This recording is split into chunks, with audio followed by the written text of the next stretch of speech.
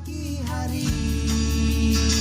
Segala sentosa.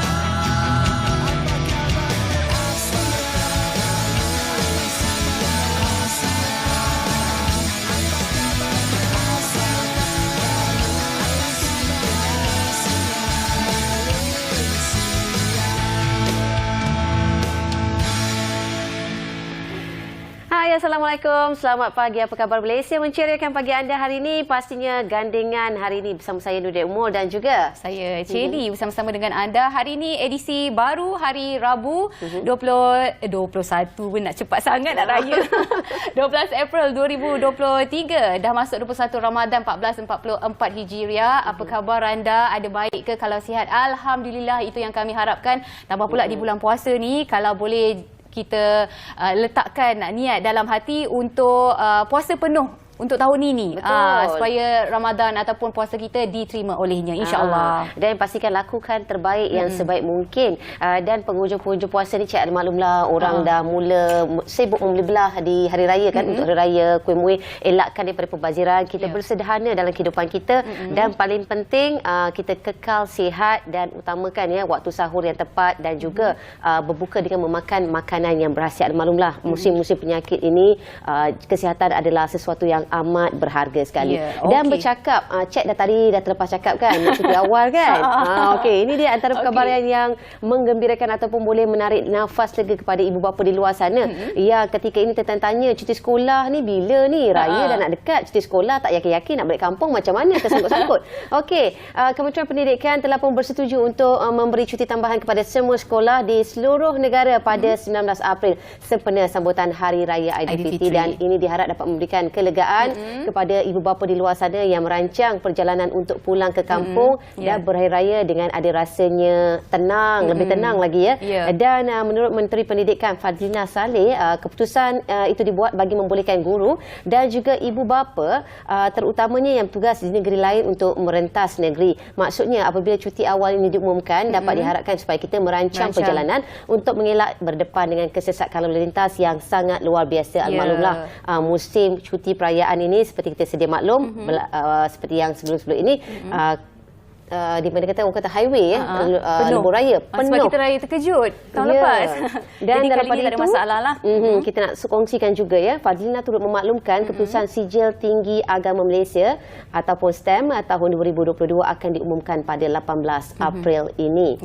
Tidak lama lagi. Dah boleh tarik nafas lega jugalah, dah dapat keputusan, dah boleh balik kampung Okey, apa pun ini antara lain yang kami kongsikan dengan anda. KDN rampas Al-Quran tanpa kelulusan bernilai RM250,000, di mana Kementerian Dalam Negeri melalui bahagian penguatkuasaan dan juga kawalan telah merampas 4,320 unit Al-Quran bernilai RM250,000 dalam Ops Mulia bermula awal Ramadan sehingga semalam, di mana operasi ini kesinambungan daripada operasi-operasi yang dijalankan di seluruh negara melibatkan kesalahan-kesalahan di bawah Akta Percetakan Teks Al-Quran APTQ 1986.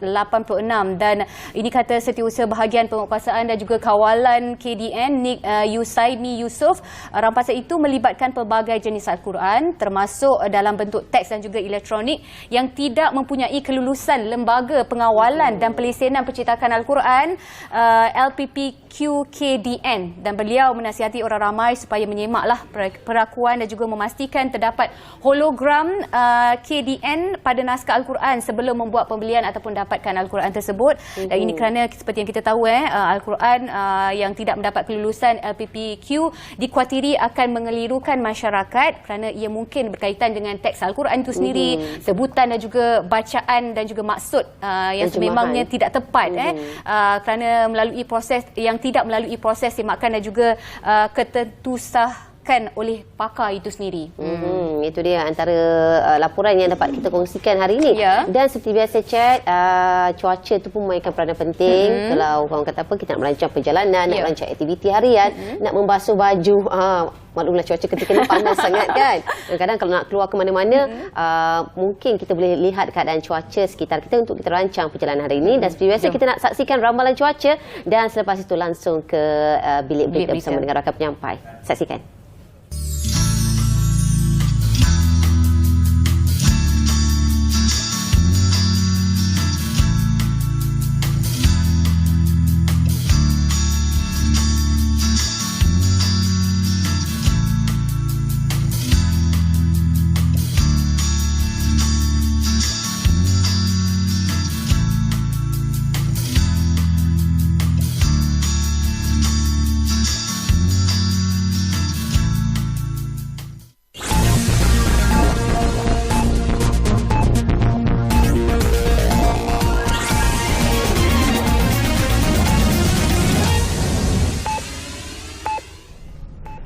Assalamualaikum dan salam hormat. Anda bersama saya Nurul Nadia Muhammad Kamruzama dalam Bilik Berita Bernama.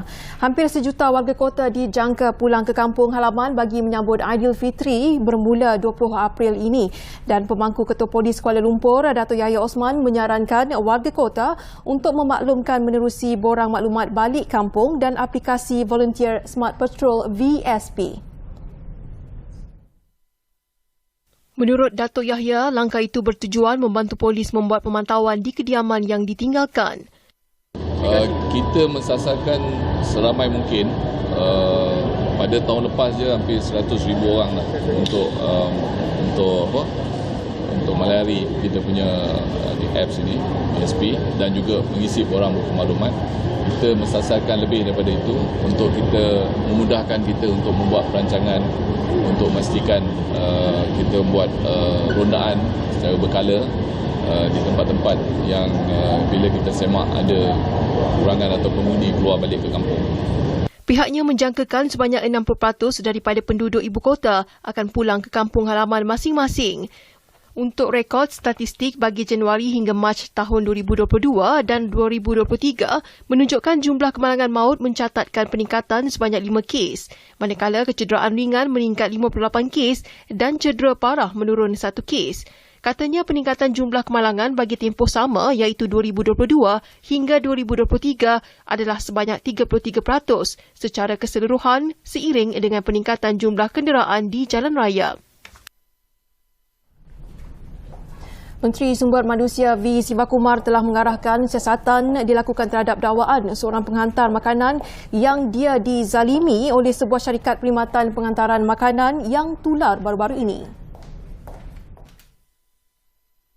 Menerusi hantaran di Twitter beliau, Sivakumar berkata, pegawai kementerian itu akan menghubungi syarikat berkenaan untuk siasatan lanjut. Semalam media melaporkan penghantar makanan berkenaan Muhammad Saifuddin Mustafa 28 tahun menzahirkan kekecewaan apabila mendakwa gaji yang diterimanya hanya RM500 dan bukan RM800 seperti yang sepatutnya. Video luahan kekecewaan individu yang dimuat naik di aplikasi TikTok menggunakan akaun Saiful Zender tular baru-baru ini. Rundingan kerusi Dewan Undangan Negeri DUN di 6 negeri yang bakal menghadapi PRN masih terbuka meskipun PH dan BN bersetuju penyandang pada PRU14 kekal bertanding di kerusi masing-masing. Timbalan Presiden Amanah Datuk Seri Salahuddin Ayub berkata perkara itu biasa berlaku dalam mana-mana proses pembahagian kerusi setiap kali menjelang pilihan raya.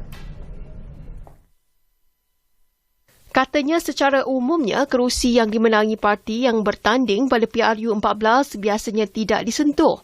Namun begitu ia terbuka kepada perbincangan. Datuk Seri Salahuddin berkata rundingan itu juga membabitkan Parti Amanah di Negeri Sembilan. Di Negeri Sembilan PH mempunyai 20 kerusi DUN manakala BN 16 kerusi. Sekian dari Bilik Berita. Salam Malaysia Madani dan salam hormat.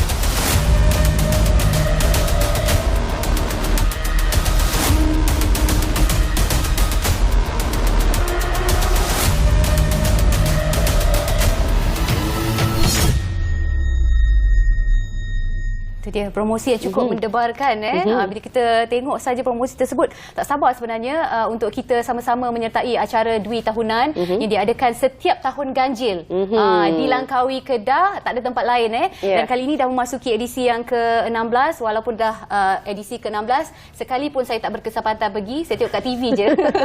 Tak apa, tahun ni rasanya berkesempatan lagi ke tak? Macam mana? Kita bodek-bodek dululah, kita punya tetamu bagaimana kan, sebab saya nak try book flight pun dah penuh, booking hotel dekat Langkawi pun dah penuh. Tapi tak apalah, mungkin ada alternatif lain untuk kita cuba kan. Itu mungkin impak yang ditunggu-tunggukan Al-Maklumlah sejak tahun terakhir 2019 penganjurannya, dan tahun ini untuk jurung kalinya 5 bakal kembali beraksi di Langkawi. Dan untuk tidak membuang masa, kita membawakan tetamu pada hari ini adalah Yang Bahagia Laksamana Dato' Abdul Rahman Gayoom, merupakan Panglima Tentera Laut daripada Tentera Laut Diraja Malaysia, dan juga Yang Bahagia Tan Sri Datuk Seri Muhammad Khairul Adib Abdul Rahman, merupakan pengerusi daripada Alpine Integrated Solutions Sdn Bhd. Dan pastinya hari ini kita nak membincangkan mengenai pameran antarabangsa maritim dan aeroangkasa Langkawi 2023-5. Terima kasih kerana atas kesudian meluangkan masa satu acara yang memang mendebarkan dan dinanti-nantikan oleh rakyat Malaysia setelah kita berhadapan dengan pandemik sebelum ini. Sepatutnya mungkin tahun 2021 diadakan, tapi disebabkan mungkin pandemik, dan kali ini kita berkesempatan untuk turut sama dalam acara 5 ini. Mungkin sebagai permulaan, kita nak mulakan daripada Tan Sri dulu. Mungkin Tan Sri boleh kongsikan bersama-sama istimewanya 5 untuk kali ini. Itu tadi. Pertamanya terima kasih Nurul, terima kasih Chat kerana menjemput saya ke studio pada pagi ini. Sebenarnya kami amat teruja lah. 5 ni tak sampai 40 hari lagi. Kami teruja sebab keistimewaannya 5 kali ni skalanya. Skalanya memang kalau berbanding 2019 dulu, dari segi keluasan saja ada 12,000 meter persegi. Sekarang 20,000. Dulu ada 400 pempamer, sekarang ada 600 pempamer. Dulu kita ada maritim dan aerospace, sekarang kita ada satu lagi space.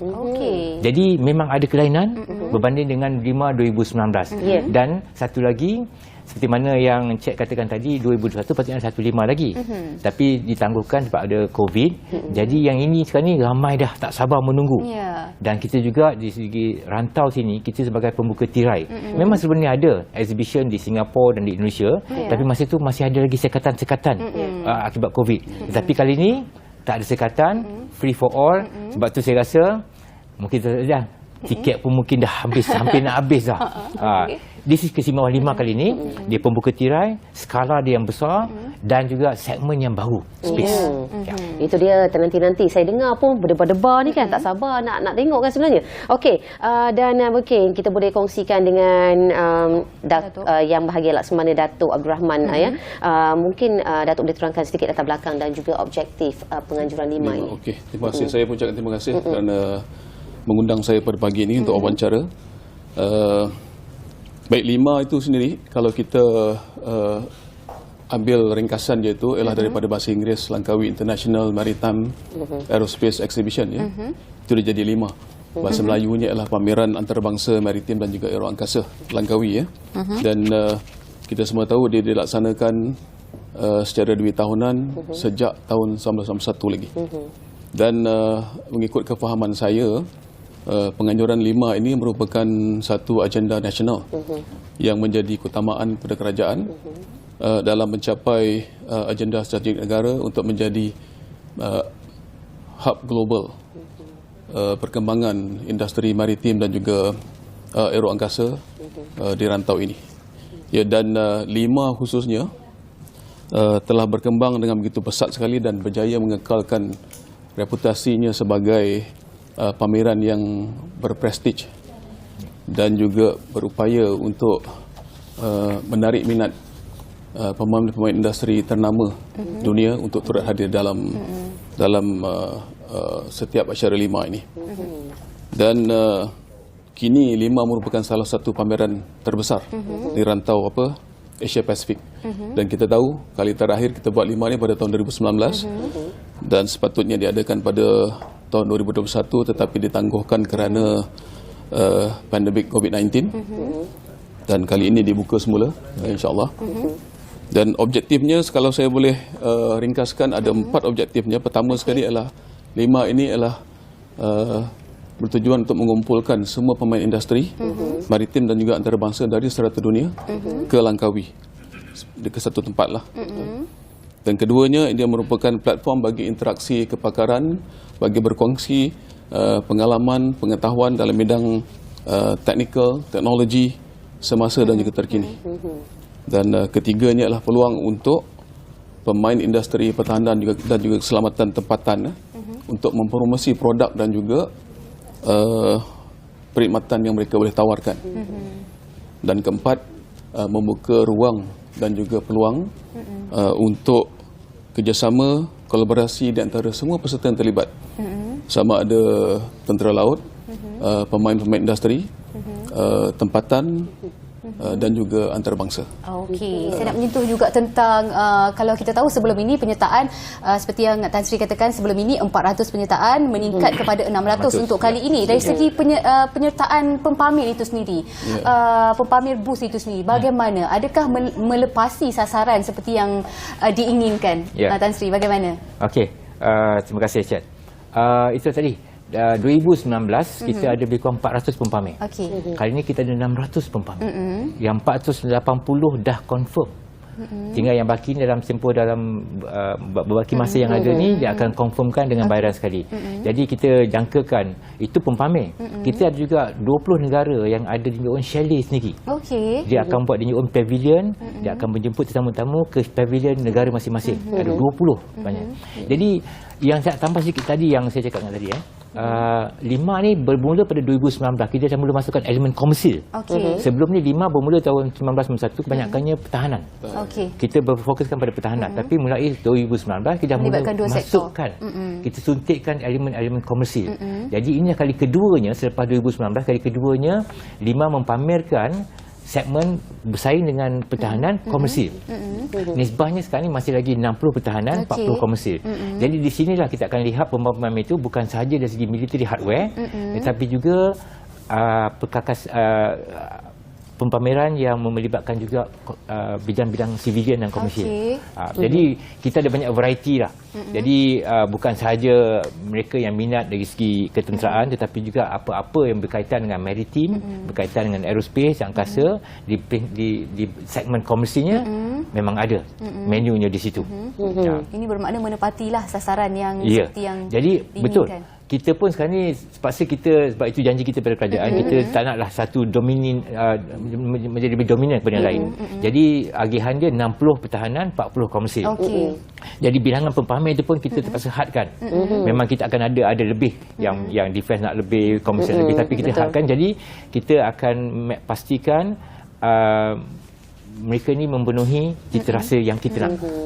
60% defense, 40% civilian. Actually sebenarnya Tan Sri, kita nak tahu juga antara kelainan dan juga istimewaan yang dibawakan dalam 5 2023 ini apa dia? Itu tadi saya nak ceritakan satu yang baru, space. Kita ada SpaceX pun akan ini dah pun diumumkan oleh Menteri Sains dan Teknologi dan Inovasi. My Angkasa akan mengetuai segmen space. Sebelum-sebelum ni 5 tidak ada elemen atau nexus on space. And this is the first time. Dan space ni kalau tengokkan dari segi ekonominya, sekali kita lancar satelit tu berbilion. Space dari segi masa yang orang ambil untuk ni, you tak boleh lancarkan satu satelit saja. Kalau satelit ni dia tak berfungsi, dia kena backup. Jadi space ni satu segmen ekonomi yang very potensi dia besar. Jadi di sinilah 5 yang ke siri ke-16 ni akan bermulanya komponen atau elemen space. Jadi ini keistimewaan 5 kali ini. Jadi sebab tu kita juga akan memenuhi cita rasa kebanyakan rakyat tempatan ini untuk menjeburi bidang-bidang ini. Bukan saja ketenteraan, tetapi aerospace, maritime dan space bagi tujuan komersial. Datuk tambah juga dekat sini. Selain daripada kita tahu tarikan daripada aerospace itu kapal terbang, maritim juga ada tarikannya yang tersendiri. Mungkin kali ini antara kapal-kapal, berapa banyak kapal yang terlibat dari penyertaan tim maritim itu sendiri, dan ada tak kelainan ataupun berbeza berbanding sebelum ini? Konsep bagi segmen maritim ni masih sama. Tetapi penyertaan kapal-kapal yang kita telah sahkan setakat ini, ada 15 buah kapal daripada tentera laut asing Okey. yang telah mengesahkan penyertaan mereka, dan ada 17 daripada TLDM, dan 9 lagi daripada agensi-agensi maritim Malaysia. Keseluruhan kapal yang akan terlibat ini berjumlah 41 semuanya. Okey. Dan kapal-kapal ini buat pertama kalinya dalam segmen maritim ini kita memberi peluang kepada pengunjung-pengunjung untuk sebenarnya ada dua peluang. Mereka ni berpeluang untuk melawat kapal tersebut sewaktu kapal tersebut merapat di jetty Star Tengok dengan Cruise, lebih dekat. melihat dan juga menaiki kapal tersebut. Ada 2 kapal saja pada setiap hari. Itu bagi pengunjung-pengunjung yang ada pada masa tersebut. Dan mereka ni juga berpeluang untuk menaiki feri dan untuk mendekati kapal-kapal yang bersauh yang agak jauh sedikit di laut tu, untuk melihat kapal-kapal tersebut dengan secara lebih dekat lagi. So itu keistimewaan yang kita berikan ketarikannya lah yang diberikan kepada dalam segmen maritim pada kali ini. Kelebihannya lah kan. Sebelum ini tak ada, kita hanya beri peluang kepada mereka untuk melawat kapal di jetty, tetapi kali ini mereka di laut pun berpeluang untuk melihat kapal-kapal yang bersauh di laut. Ini kapal yang bersauh ni kapal yang digunakan. Ya, kapal digunakan. Okey, Itu contoh itu adalah antara kapal selam kita lah. Kali ini pun kita akan bawa kapal selam kita di Tunku Abdul Rahman yang berbekalan di Kota Kinabalu. Akan tiba juga, akan dipamerkan di Lima ini bersama-sama dengan kapal Mega Bakti, kapal penyelamat kapal selam. Okey, saya tertarik kapal selam tu kalau dapat naik, duduk, menyelam sekejap sama-sama kan best. Menyelam tu mungkin masuk boleh, tetapi menyelam tu mungkin agak payah saja. Masuk dalam je lah tengok kan. Okey kan Tan Sri, kita nak tahu juga antara kesan ataupun impak Lima 2023 yang dijangkakan berlangsung tak lama lagi terhadap negara, khasnya terhadap ekonomi kita ini.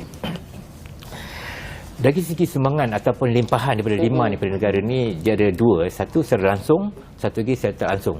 Secara langsung ni dari segi pameran itu sendiri. Pameran itu akan melahirkan banyak MOA, MOU, pemindahan teknologi, kolaborasi, B2B, C2C. Setakat ni belum ada G2G lagi. Jadi ini semua akan memberi ruang dan peluang pada industri untuk berkembang. Jadi dari kampus yang ada di Langkawi nanti, dia boleh berkenalan, dia boleh mencari peluang bagaimana untuk berkembang lagi. Ada juga pembeli, ada penjual, ada juga yang akan datang untuk berkolaborasi. Itu secara directnya, itu secara langsungnya. Memang dalam mana-mana eksibisi pameran yang ada akan ada jual belinya. Tapi yang dari segi satu lagi yang tidak langsung tu, dari segi kehadiran tetamu-tamu, kita menjangkakan lebih kurang hampir 400,000 pengunjung ke Pulau Langkawi. Jadi seperti mana 3 tahun lepas ramai yang terkurung. Jadi ini ramai tak sabar nak ke Langkawi ni. Dan bukan saja orang tempatan. Kita mendapat feedback ramai yang antarabangsa nak datang. Dan Langkawi ini memang satu pulau yang mistik. Ramai nak ke Langkawi. Sebab tu macam kata Datuk Laksmana tadi, memang tetap kita akan adakan di Langkawi. Jadi limpahan di Langkawi ini satu. Dan kita juga menjangkakan, mengharapkan mereka ni bukan saja datang sekali ni untuk Lima, tapi akan datang kemudiannya dengan family untuk bercuti, sama ada di Langkawi ataupun mencari peluang-peluang yang lain yang ada di Malaysia. Jadi ini juga pembuka, pencetus kepada bermula kembali sektor pelancongan kita selepas COVID. Jadi kita mengharapkan semua yang ada di Malaysia dan juga khususnya di Langkawi menerima tetamu-tamu datang ni supaya mereka akan datang kembali. Jadi ini tadi, langsung dan tidak langsung kesan daripada Lima ini kepada ekonomi negara kita. Okey, kita akan bercakap dengan lebih lanjut lagi. Saya tertarik untuk tahu tentang segmen baru yang diutarakan oleh Tan Sri tadi berkaitan dengan space itu dengan lebih detail lagi. Tapi kita nak berhenti rehat seketika, kembali selepas ini di Apa Khabar Malaysia. Jangan ke mana-mana.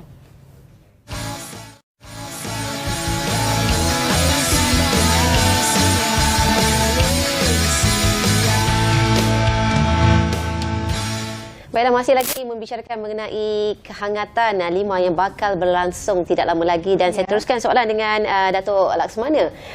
Okey, dengan adanya penyertaan dari pihak Maritim Malaysia ya. Kita nak tahu juga Datuk, bagaimana daripada segi persiapan yang dilakukan untuk menyertai Lima ini, berapa lama tempoh masa yang diperlukan untuk menyediakan segala kemudahan ataupun angkatan pertahanan untuk dibawa ke sana? Okay, TLDM ni secara amnya bertanggungjawab kepada segmen maritim saja bagi 5 ini. Kita telah tubuhkan sekretariat ini setahun yang lepas. Mustahaknya untuk kita bermula awal kerana kita memerlukan komitmen dan juga jawapan daripada tentera laut asing untuk menghantar kapal-kapal mereka. Kerana penugasan kapal-kapal ke kawasan ini kalau daripada Eropah ataupun daripada Pasifik memakan masa dan mereka memerlukan perancangan logistik yang mantap untuk membolehkan kapal mereka berada di sini. Baik. Jadi persiapan itu memang memerlukan masa yang lebih lama lah.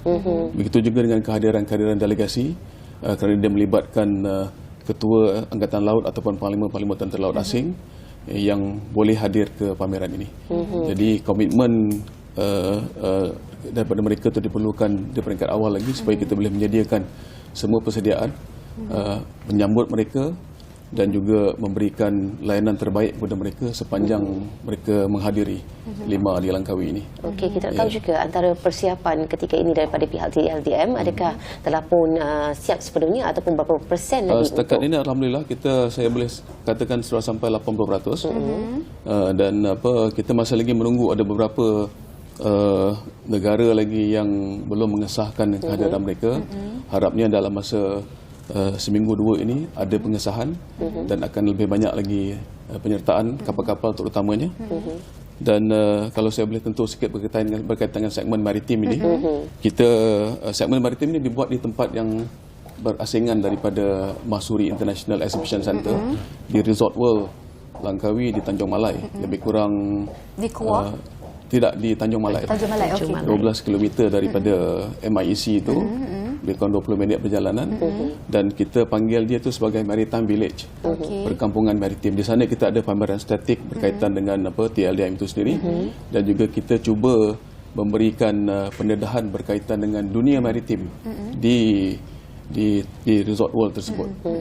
Dan di sana nanti ada demonstrasi Pascal, anti keganasan, anti penculikan oleh Pascal dan juga beberapa agensi lain Malaysia turut sama dalam demonstrasi tersebut. Ada demonstrasi bot tempur selain daripada lawatan ke kapal-kapal yang saya maklumkan tadi, DJT, dan juga lawatan menaiki bot melihat kapal-kapal yang bersauh di sekitar perairan Tanjung Malai itu.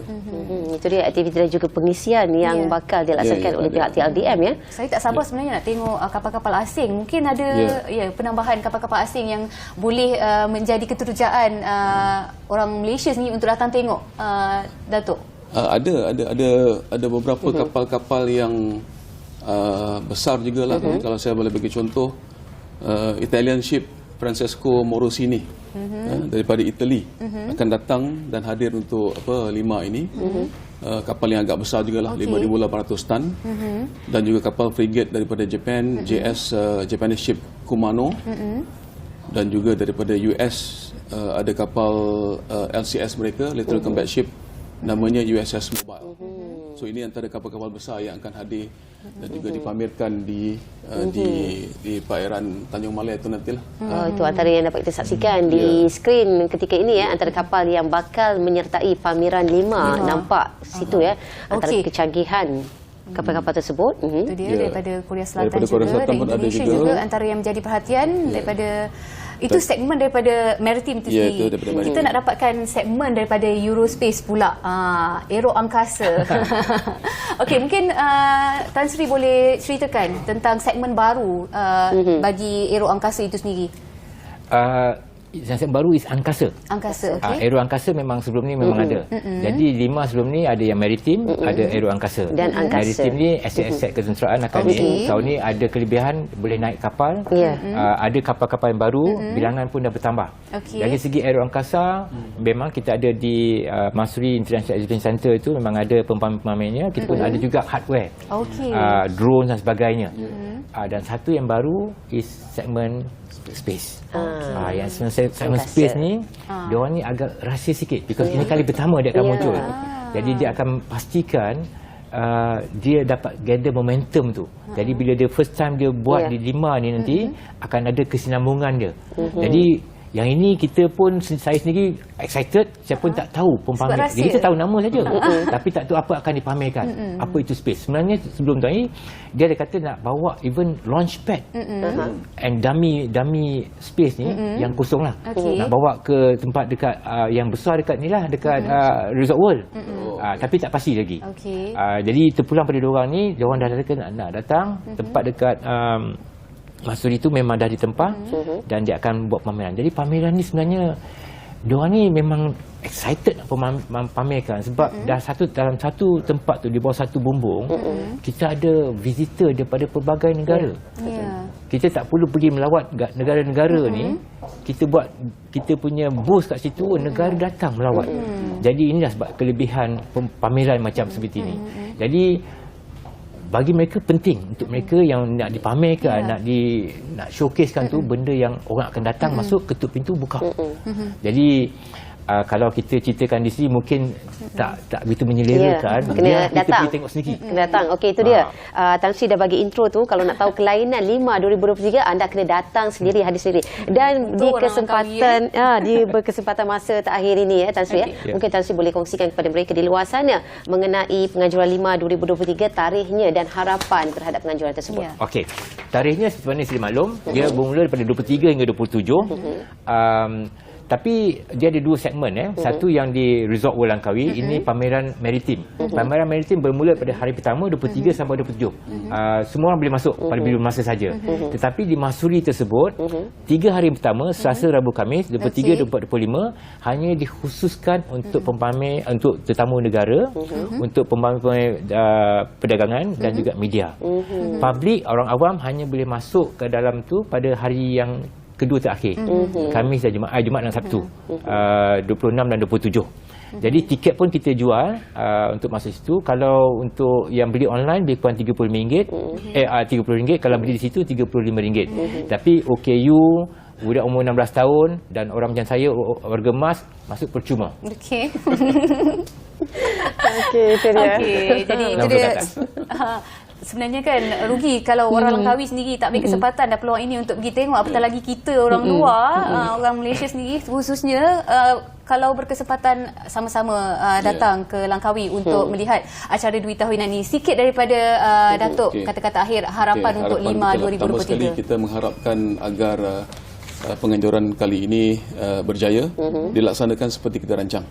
Dan harapan kita juga supaya edisi kali ini menjadi edisi yang terbaik sepanjang sejarah penganjuran 5. Dan keduanya, saya mengharapkan 5 ini menjadi platform untuk kita meluaskan rangkaian kerjasama di antara semua peserta, tentera laut dan juga pemain-pemain industri. Dan ketiga, bagi TLDM sendiri adalah harapan kita untuk menimbulkan kesedaran kepada pengunjung awam berkaitan dengan kepentingan maritim kepada negara kita. Jadi peri pentingnya keselamatan maritim kepada kemakmuran dan juga kedaulatan negara. So itu harapan saya lah kan, khususnya. Itu dia. Baik, kita dah pun sampai di hujungnya. Sebenarnya terima kasih banyak atas kesudian Tan Sri dan juga Datuk di studio Apa Khabar Malaysia pagi ini, dan kita harapkan penganjuran 5 kali ini adalah platform terbaik untuk merancakkan kembali sektor komersial maritim dan juga sektor aero angkasa itu sendiri selepas pandemik berlangsung beberapa tahun yang lepas Apabila kita nak berhenti rehat seketika dan ada satu bingkisan yang cukup menarik untuk anda saksikan. Mungkin di hujung-hujung bulan puasa ni kan ramai yang agak malas sikit nak masak kat rumah. Tak apa, ada tempat yang menarik untuk anda pergi berkunjung, makan kita saksikan juadah berbuka puasa bersama keluarga. Kita saksikan.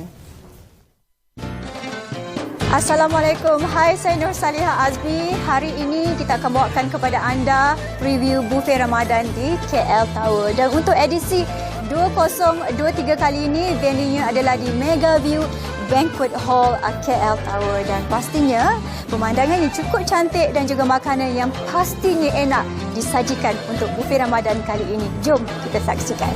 Bersempena dengan bulan Ramadan Al-Mubarak, kru Apa Khabar Malaysia telah diundang menghadiri majlis buffet Ramadan anjuran Menara Kuala Lumpur yang bertemakan cita rasa asli daripada Datuk Chef Ismail.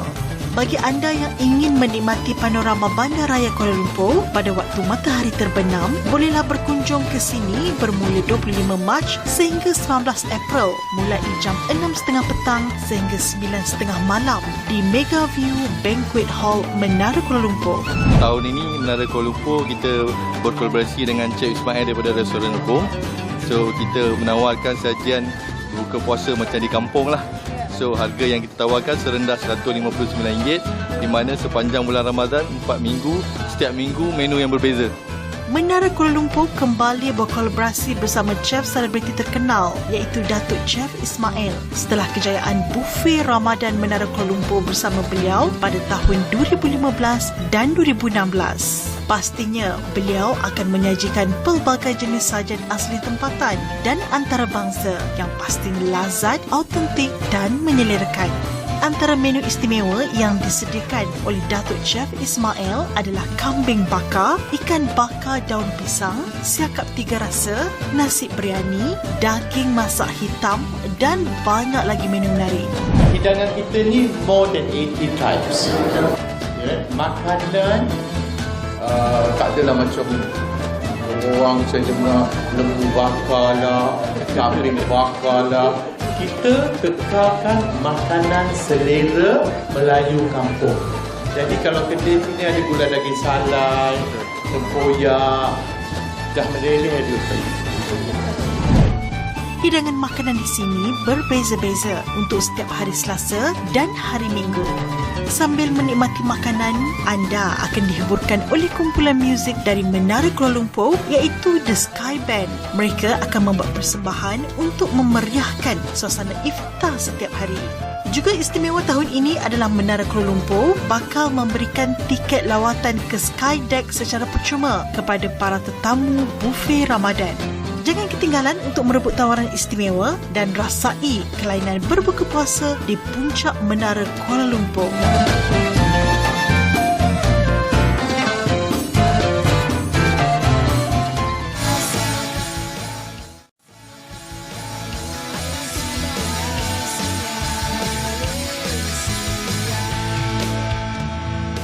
Dan terima kasih di atas kesetiaan anda. Dan kalau tadi kita dah cakap mengenai 5 langkawi yang bakal berlangsung tak lama lagi sekitar ni kan, itu orang kata apa, pemanas untuk kita lah, bagi semangat pada kita nak tengok antara pempamir-pempamir dan apa yang dipamerkan teknologi terkini, pastinya ada perlu hadir. Dan kali ini kita nak bercakap mengenai apa yang berlaku baru-baru ini di sekitar Penangan. Orang cakap apa, makanan eksotik yang sememangnya berbahaya dan beracun. Ya, dah menjadi viral dan tular di media sosial. Sebenarnya ada isu atau kes kematian akibat daripada memakan makanan eksotik iaitu ikan buntal. Di mana mengakibatkan sepasang warga emas kehilangan nyawa mereka apabila memakan makanan yang disifatkan eksotik ini. Ikan buntal nampak sedap tapi beracun. Itu yang topik kita bawakan hari ini bersama dengan Profesor Madya Dr. Teo Chong merupakan dari Institut Sains Biologi Fakulti Sains Universiti Malaya. Selamat datang, Dr. Teo. Apa khabar? Ya, salam sejahtera kepada Cik D dengan Nurul. Dan selamat pagi kepada semua rakyat Malaysia. Okey. Apa khabar? Baik. Okey. Doktor, mungkin sebagai permulaan mungkin doktor boleh ceritakan apa itu ikan buntal. Macam ada di antara kita yang mungkin generasi sekarang yang baru pernah dengar selepas kes tular, ada ikan buntal boleh makan rupanya ke? Okey, mungkin sebagai permulaan doktor boleh ceritakan. Okey, ikan buntal atau dalam bahasa Inggeris pufferfish.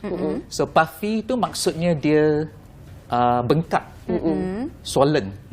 So ikan ni dia akan menyedut udara semasa ditangkap dan mengembangkan badannya 2-3 kali daripada badan asal, saiz asal, untuk menakutkan orang yang menangkapnya ataupun pemangsanya. Oleh itu dia dapat nama ikan buntal tu. Buntal tu puffy maksudnya. Nampak comel kan waktu dia tengah mengembang membuntal tu. Tapi bahayanya kategorinya sebagai ikan beracun yang tak boleh dimakan Dan apa yang membuatkan ikan tersebut bahaya untuk dimakan? Okey. Bahaya dia ada dua jenis. Secara fizikal, kalau dia sudah bengkak, dan pemangsa yang makannya akan tercekik di leher, di kerengkung, dan lepas tu mati. Yang kedua tu racun. Racun dia dipanggil tetrodotoxin. Dia sejenis racun yang tidak boleh dihapuskan dengan memasak atau pemanasan, tidak boleh hapuskan racun tersebut. Maknanya perlukan penyediaan ataupun pakar yang berpengalaman untuk menyediakan, ataupun mungkin di antara mereka yang teringin sangat nak makan ikan buntal, perlukan hikmat yang tukar masak ataupun mereka yang dah berpengalaman memasak ke bagaimana? Di Doktor? Jepun. Di Jepun ada chef atau tukar masak yang perlu disijilkan, ditauliahkan supaya dapat sijil yang berkenaan dan boleh membuang racun daripada biasa daripada daging dia. Dan ataupun cara dia rendam dalam air selama 3 jam dalam air garam. Lepas tu daging tu boleh dimakan. Dan secara khasnya sebenarnya mereka farming, iaitu dia bela. Dia sudah bela tora fugu atau dia panggil fugu dekat Japan. Fugu maksudnya ikan buntal, tora tu harimau. So badan ikan buntal tu berbelang macam harimau. So dia dipanggil tora fugu. Yang itu dia dibela. Oleh kerana dia dibela, dia tak beracun. Sebab racun tu datang daripada algae sebenarnya di laut secara semula jadi. Seperti kita tahu sebenarnya ikan buntal ni banyak spesies dia. Ada tak yang memang boleh makan dan ada yang memang tak boleh makan langsung? Dinasihatkan di Malaysia kita jangan makan makan apa jenis ikan buntal. Di dunia ni ada 193 spesies ikan buntal. Dan Malaysia pada tahun 2000 ada 11 spesies yang dikenal dan 32 spesies pada tahun ni yang dikenal di perairan Malaysia, Malaysian waters. Okey, mungkin doktor boleh kongsikan simptom-simptom awal mereka yang dah termakan ikan buntal ni, apa yang akan jadi? Ini soalan yang bagus. So simptom dia terbahagi pada 2 peringkat. Peringkat pertama tu orang yang makan tu kalau ada racun, dia akan rasa kebas di lidah dengan bibir. Lepas tu dia akan rasa muka dia macam ada cucuk-cucuk. Kita panggil tingling atau pricking. Dia macam dicucuk dengan jarum. Macam semut lah, kita kata semut kat kaki kat. Lepas tu rasa macam floating, macam tak apung. Mabuk lah. Lepas tu sakit kepala, sakit perut, rasa pening-pening, diarrhea mungkin, dan vomit muntah. Okey, itu peringkat pertama. Peringkat kedua, orang tu akan jadi paralyzed, maksudnya dia tak boleh bergerak dah. Dah tak boleh bergerak, tak boleh duduk dan mengalami masalah bernafas. Dan tidak boleh cakap dengan jelas. Lepas itu dia akan mengalami masalah bernafas, iaitu kekurangan oksigen akan berlaku dan mungkin kulit dia akan jadi biru sebab kekurangan oksigen. Dan tekanan darah akan turun kepada 90-60, iaitu rendah, kurang daripada itu. Dan mungkin akan mengalami sawan, iaitu macam tak boleh kawal, gerakan yang tak boleh kawal. Dan ini akan juga merencatkan otak, menjejaskan fungsi otak. Dan juga jantung akan dengar abnormal, berdegupan jantung yang abnormal. Tapi orang tu masih sedar. Dalam keadaan ini dia masih sedar sampai dia mati. Itu dia memilukan ya, kerana ianya melumpuhkan sistem saraf manusia itu sendiri. Dan doktor, kita nak tahu juga apakah jenis rawatan yang bersesuaian untuk mangsa yang telah pun termakan racun ikan buntal. Setakat ni hanya activated charcoal, iaitu charcoal yang aktif yang kita makan semasa diarrhea. Doktor akan bagikan activated charcoal yang hitam-hitam tu, boleh beli di farmasi. Kalau diberi dengan cepat mungkin boleh menyah racunkan mangsa. Ataupun kalau dekat hospital dicuci dengan larutan buffer atau larutan buffer, phosphate buffer untuk menghilangkan toksin tersebutlah daripada kencing ke. Dan seperti yang kita tahu atau dicuci viral, perut. Okey, tular baru-baru ini 2 warga emas mati akibat termakan ikan buntal itu sendiri. Bukan termakan, tapi memang mungkin hasratnya untuk makan ikan buntal. Bukan tidak disengajakan, tapi disengajakan. Kalau kenapa sehingga boleh mengakibatkan kematian? Kalau diambil ataupun ada proses awal dapatkan rawatan, adakah mungkin boleh diselamatkan? Ya, kalau rawatan rawatan awal mungkin dapat diselamatkan untuk dengan memberi activated charcoal dan dicuci di hospital lah. Macam dialisis, dia cuci di perut. Okey doktor, kita nak tahu juga adakah ikan buntal ini sesuatu makanan yang masih lagi boleh dihidangkan? Kerana kita lihat ya di kawasan-kawasan mungkin di Sabah dan Sarawak khasnya yang banyak menawarkan hidangan ikan buntal ini sebagai makanan eksotik. Tiadakah kesedaran di kalangan para peniaga tersebut dan juga masyarakat itu sendiri ataupun kekurangan pengetahuan menjadikan isu ini terus berlarutan? Bagaimana? Ya. Khasnya di Sabah Sarawak kan, yang dengan kawasan Labuan ada golongan Filipin di sana, mereka makan sejenis ikan buntal landak, iaitu dia dipanggil diodon, bukan tetradon. Tetra tu maksudnya 4 gigi, odon tu gigi. So kalau kita tengok ikan buntal dia 4 gigi, bila buka mulut dia nampak. Tapi diodon tu 2 gigi, yang tu boleh dimakan, tapi ada spesies juga yang beracun. Yang tu ikan landak, dia duri dia sangat panjang. Yang ikan buntal ni dia tak ada duri, tapi dia ada bristle. Dia macam berus gigi, kecil-kecil kan. Bila you lap dengan tangan, you boleh rasa dia punya kekasaran dia. Dia ada rasa kasar dalam permukaan dia. So yang itu yang dimakan di sana. Tapi kalau ikan buntal biasa dinasihatkan supaya tidak makan langsung. Ini untuk kita create kesedaran kan hari ini rancangan tersebut supaya rakyat Malaysia tidak makan ikan buntal. Tapi ikan buntal landak tu saya tak boleh kata apa sebab tak ada orang kena racun selama ni di Malaysia yang ada duri panjang tu.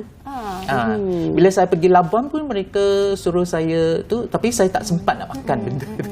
Mungkin ini satu kes yang terpencil sebelum ini mendapatkan ikan buntal tu menerusi pre-order melalui laman sosial. Itu yang mungkin tak ada kesedaran dekat situ. Mungkin itulah akibat yang berlaku kepada mereka. Baik, kita tahu di Sarawak juga di Betong ada mengadakan pesta sebenarnya ikan buntal itu sendiri. Mereka juga memakan, mungkin penyediaan yang betul kan, disebabkan perkara itu tidak berlakulah berlakunya kematian ataupun berlakunya kesakitan dan sebagainya. Mungkin yang itu dibela sebab setahu saya ada orang bela dekat sana, adalah farm dekat Sarawak untuk pufferfish, untuk ikan buntal. Tapi jenis dia Torafugu, dia diambil dari Jepun. Bukan yang sini punya, yang lunaris tu, yang ikan buntal pisang. Banyak rupanya. Banyak. Dan difahamkan lebih hampir 100 berapa spesies tadi? Dalam dunia 193 spesies, di Malaysia 32 spesies. Yang boleh dimakan? Tak. Spesies saja. Ikan buntal. Yang semua tidak boleh dimakan. Yang menurut doktor ada lebih baik jangan makan langsung sekiranya kita was-was ataupun tak faham yang mana spesies yang boleh dimakan. Okey, dan kita nak tahu juga apa yang menjadikan hidangan ikan buntal ni menjadi kegemaran masyarakat Jepun. Ya, Jepun kan. Kalau kamu masak ikan buntal ni, kalau orang yang tak suka hanya dia akan buang ikan tu sebab dia bau. Tapi kalau orang tu dah masak, dia suka laksa, dia akan dia akan suka ikan buntal tu. So masa saya buat eksperimen tu semua, saya masak dengan cuka, acetic acid lah 3%. Dia rasa dia memang wangi, dia macam laksa. So mungkin yang lokal ni, yang tempatan ni suka sebab laksa, tapi Jepun lain. Sebab dia makan secara sashimi. Sashimi tu dia makan mentah. So itu satu eksotik. Yang satu lagi, kalau dalam amount yang sikit, dia boleh dapatkan keseronokan, iaitu trans light state. Dia macam mabuk, macam selepas minum, kenapa orang suka minum bir kan? Itulah rasa dia. 3 jam. Mungkin doktor Kebas. bagi sedikit gambaran yang dikatakan orang kata orang Malaysia ni ada ikan buntal yang boleh dimakan lah di setengah tempat di Betong khususnya kan, ada buat pesta ikan buntal lagi. Cara penyediaan dia sebenarnya bagaimana yang boleh doktor gambarkan? Bagaimana Untuk selamat dimakan. Yang dia Perlu masak buang dalam dulu. air. Dia masak air. Saya tengok dia tak buang apa-apa pun. Kalau sepatutnya dia buang sup dia. Tapi mereka minum juga sup tu. Ini maksudnya mereka memang mengambil risiko untuk untuk mungkin dia pernah menikmati rasa hidangan. translate state tu. So dia nak rasa lagi. Itulah, seram pula saya dengar cik dia. Macam itulah yang mungkin dirasai oleh orang Jepun yang ini dirasai oleh khususnya mereka yang berada di Sarawak yang mengamalkan ataupun yang mengadakan pesta makan ikan buntal itu sendiri. Okey, dan mungkin doktor boleh beri kata-kata terakhir, nasihat terakhir kepada mereka di luar sana yang sedang menonton rancangan ini. Kalau boleh berhentilah makan ikan buntal walaupun ianya makanan eksotik, kita nak mencuba kan, bagaimana? Saya nak tambah satu. Kalau digunakan dengan betul, tetrodotoxin ni sebenarnya dia ubat lali. Boleh ganti ubat lali doktor untuk operation tu. Sebab dia akan melalikan seluruh badan. Tak rasa sakit. Ini ramuan untuk buat zombie di budaya wudu dekat Hawaii dengan Tahitian tu. Dia guna ni lah tetrodotoxin untuk buat zombie. Tahu kan zombie? Mayat berjalan. Okey. Tak rasa sakit. Mengawet mayat ke bagaimana? Awet tapi mayat tu masih bergerak. Sebab kan dia conscious. Masa dia kena semua ni, dia masih sedar tau. Mana kebas ke lah? Dia hanya kebas je. So dia jadi zombie lah. So ramuan untuk buat zombie. Di Hawaii dengan Tahitian. Itu dia. Kata-kata akhir. So saya harap semua rakyat Malaysia tidak jangan makan sekali. Jangan bermandai-mandai. Tapi yang ikan landak tu saya tak nak cakap lah sebab dia jenis lain, dia spesies yang lain. Yang ni ikan buntal. Jangan makan ikan buntal. Dan untuk mengetahui ikan buntal tu ke tak, kita tengok kulit dia tak ada sisik. Okey. Dia ada bau kuat, dia banyak lendir. Dan dia akan berdiri atas meja. Sebab dia bukan macam ikan biasa. Dia bukan macam ikan biasa, dia boleh berdiri atas meja. Dia macam ni. Dia berdiri atas meja. Sebab bawah dia macam flat. Macam rata kan. Macam ni dah rata. Dia bukan macam ikan kembung ke apa, dia jatuh atas meja kan. Dan satu lagi dia tak ada sisik kan. Dia tak ada sisik. So untuk tahu dia ikan buntal, dia tak ada sisik, buka mulut dia, kalau ada 4 gigi jangan makan. Itu dia antara penerangan yang lebih detail lagi daripada Profesor Madya Dr. Teo Cheong. Begitu berkali-kali beliau ulangkan kepada kita ya, supaya mengingatkan kita kenali antara karakter ikan buntal. Dan ikan buntal ini sememangnya beracun dan dilarang sama sekali untuk makan walaupun nak mencuba makanan eksotik. Kalau kata susah-susah, Google kan ada. Kita buka, kita type sahaja. Semuanya di hujung jari untuk kita cari tahu informasi ya. Kalau mungkin tersalah makan, itu mungkin boleh dimaafkan. Tapi kalau boleh hentikanlah untuk makan ataupun mengambil ikan buntal itu sebagai orang kata nak cuba-cuba pun. Kalau boleh elakkanlah. Sayangilah nyawa anda. Betul. Okey, baik. Apa khabar Malaysia dah pun sampai di hujungnya. Terima kasih banyak-banyak atas kesetiaan anda. InsyaAllah kita jumpa di lain kesempatan. Saya Cedi. Assalamualaikum. Saya Nur Delmul. Assalamualaikum, selamat dan sampai jumpa lagi. Bye-bye.